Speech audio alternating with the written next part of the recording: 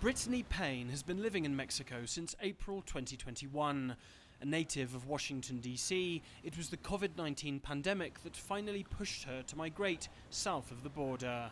Previously, before the pandemic, I owned a brick-and-mortar yoga studio. I worked 70, 80 hours a week. Now that everything's transitioned online and I live in Mexico, I actually work a fraction of those hours and I enjoy the quality of life of living. I don't stress as much about working and it's a little bit more liberating.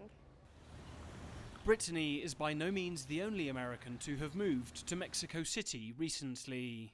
The number of US citizens applying for temporary resident visas in Mexico has risen by 85% since before the COVID-19 pandemic, as more Americans than ever move south of the border.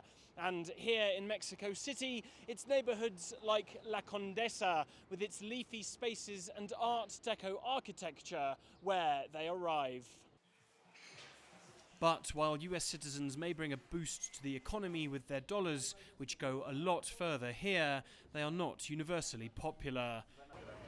Few speak much Spanish, traditional local businesses are being displaced, and rents have soared, a problem encountered by many young Mexicans, like Carla Campuzano. I hear a lot of people complaining about rents. I'm actually looking to rent an apartment in pretty much the same area that I live in right now, more towards Condesa and Roma, and prices have been going really high. Yeah, because they know that they can, since there's a lot of people, a lot of foreigners, they can go a little higher on prices. However, it's a trend that's good for business, according to Laura Sasueta, the president of the Mexican Association of Real Estate Professionals. ¿Cuánto cuesta una casa? ¿Cuánto se renta? Pues lo que pague el mercado, ¿no? How do you define rents and real estate prices? On what the market will pay, and currently there is high demand for rental properties from foreigners. I think it's excellent.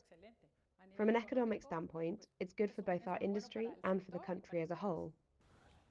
With no signs of inflation, nor the trend of remote work slowing down, Mexico's latest flow of migrants will continue to come from the north. Alasdair, Baverstock, CGTN, Mexico City.